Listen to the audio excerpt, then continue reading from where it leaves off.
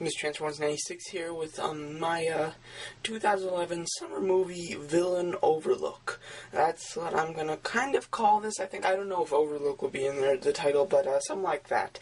This is just me kind of reviewing and talking about the villains of the 2011 summer movies. These movies consist of Green Lantern, with his villain being Parallax. And Hector Hammond, but I do not have a Hector Hammond toy at this point, so I'm not going to talk about him. Maybe if I get him, I'll do an update or something. The 2011 Transformers Dark of the Moon, Shockwave. I decided just to talk about Shockwave because he was the new main villain. Obviously Megatron was the main villain, but he was the out of all the new villains, he was the mainest one. Sorry, that was confusing. The Destroyer from Thor, and Loki from Thor. I wanted to wait until I got the Destroyer, and I wanted to have the All-King Loki to do this video, but I didn't have the Destroyer. I just got the Destroyer, and the All-King Loki I still don't have. I do have the Diamond Select All-King Loki. He's off to the side, so just know that. So a good year of movie villains. Green Lantern, Transformers, Captain America, and Thor, and so nice villains. So here we go. So first of all, I'll talk about Green Lantern. Green Lantern Parallax was an okay villain. He really just kind of started out as a villain. That's another thing about this year. Loki, if I'm not mistaken, was the only villain that developed.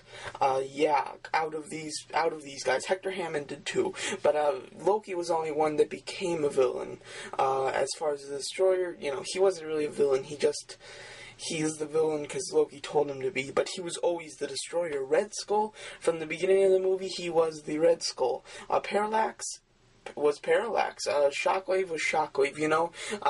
Usually we get the development of characters becoming the villains, but this time we've got them just shooting into the movie being the villains already, which is a very interesting thing. Usually that doesn't happen. But with Parallax, he was very cool. Hard to make toys for him because he's so weird looking, and but he was a decent villain. The fight scene, they seem to show just about every single piece of that fight scene in the commercials.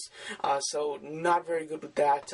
Not very new stuff with Parallax, because you really saw everything in the trailer, so that wasn't too great. He's an interesting villain, but one of the most far out villains being a big cloud. Kind of strange, but yeah, so there you go. As far as Shockwave's a cool villain. He was normally just a general, pretty much, and I was hoping for some kind of, not big, but some kind of, a decent battle scene at the end of the movie between Shockwave, and it just didn't happen. Just all the army people and the wreckers and everything just started shooting at him, and just completely busted him up until, finally Optimus Prime came and just finished him off. There wasn't a good fight scene with him, which wasn't good, but as his look was great. Loved the way his mouth looked, and he was just really cool throughout the movie. Well, not throughout, because he was mostly just there at the end, but he was still a very cool villain. Not great, but pretty nice. As far as the Destroyer, I liked the Destroyer. He was cool. He was big. I wish that he was just a little bit taller than average. I don't like when the villains are really big. I don't think that was very good. I wish that he was just, he was like this, the scale with Thor and this toy, the Thor toy and the Destroyer toy. That would have been a good scale for the movie, but otherwise he was a decent villain. Nothing too amazing, but pretty okay. He looked a lot like the villain from the day the Earth stood still, but that was how he looked in the comic book, so it doesn't matter. As far as Red Skull was very cool. I really liked him. He was pretty menacing throughout it. The face was very awesome, and I really liked his look. I wish that there was development as him becoming Red Skull. I really was looking forward to that, and for him just to start out the movie as Red Skull wasn't too fantastic, but that's okay. As far as Loki was probably the most disappointing villain. Didn't really like him very much at all. He developed, which was nice. He started off but the way that he developed wasn't good. He started off as, the brother to Thor, who doesn't like Thor, but we didn't realize that until the end, and he learned that he was a frost giant, and then he got all evil. You know, it was just, yeah, you know, it was kind of dumb. His father, I forgot what happened to him. It's been a while. Went into coma, something happened. I had a heart attack, something like that.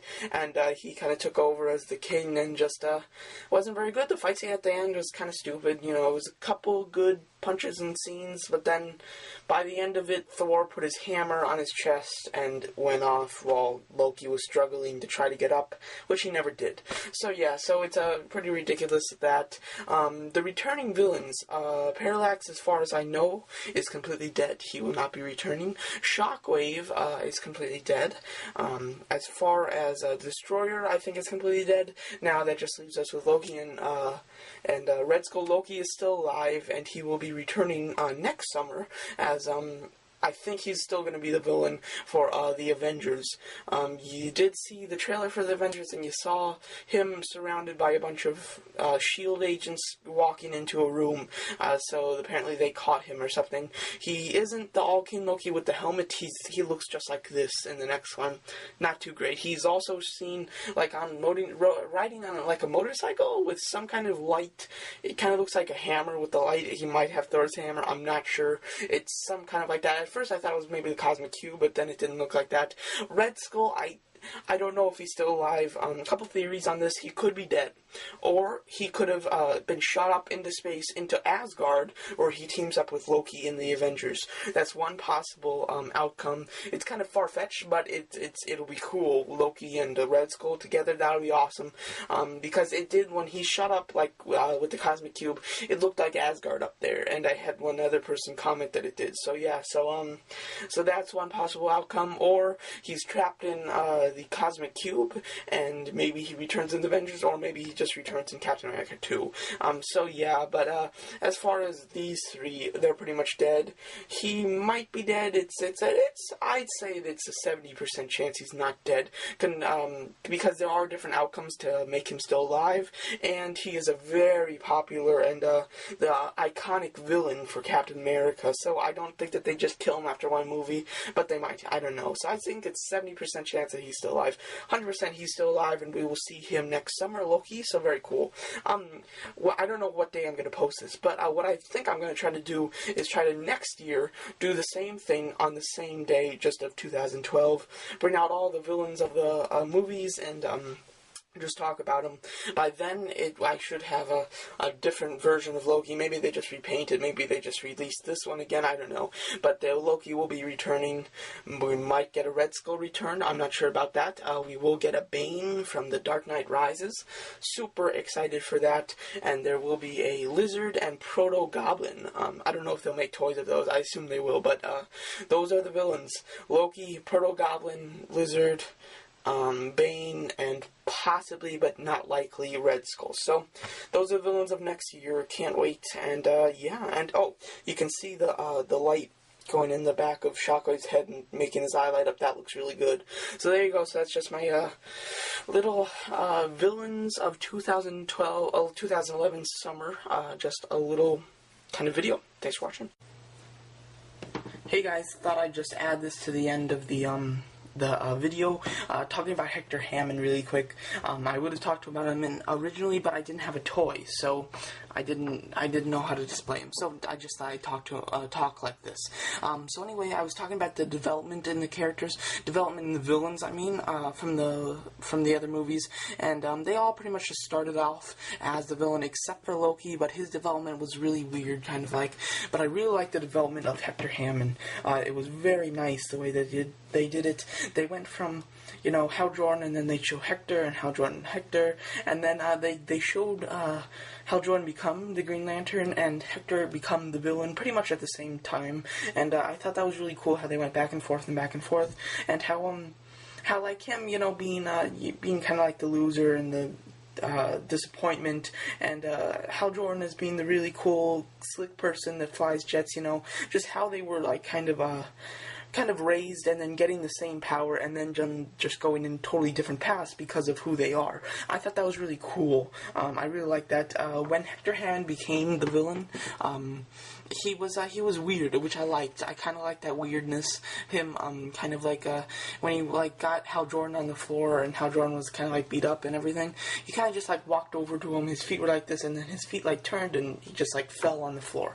And it was cool, and then he just started talking to him on the floor. It was really neat. I really liked that kind of weirdness with the villains, like, kind of like Joker, but I liked the weirdness that he was. So I thought that he was a pretty nice villain. At the end, when he was holding her hostage, and, he was in the wheelchair, that was a little too, for me. I mean, him in that electric wheelchair thing was kind of stupid.